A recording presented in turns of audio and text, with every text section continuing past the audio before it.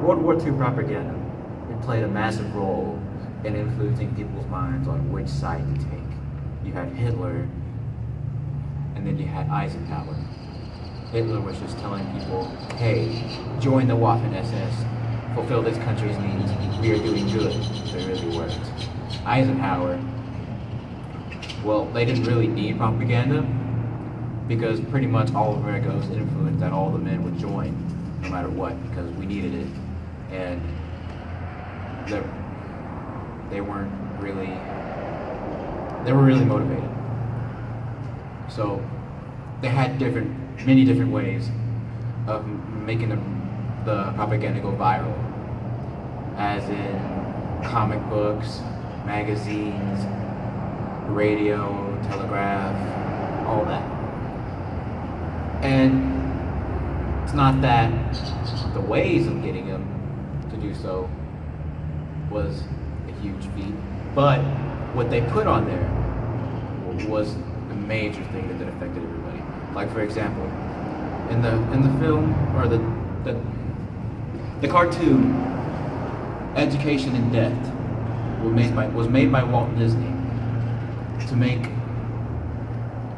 know what it was like for a child to be raised in the SS. In molding the young Nazi mind, Hitler becomes Hans's idol. Sieg Heil! Sieg Heil! Or the military, to be raised to join the military, and they would use Donald Duck, Heil Hitler, all that kind of stuff. And it eventually convinced people. But the real goal of that was to make fun of them and to not let people join them. The ultimate goal of that cartoon was to educate people in what it's like to walk to death. Because Nazis, were dying. They are going to die. And Eisenhower really didn't need to use propaganda, so he just kind of let America decide its fate for itself.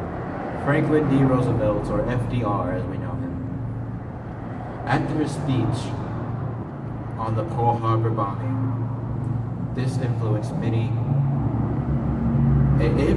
Americans and angered many people that were very much neutralist.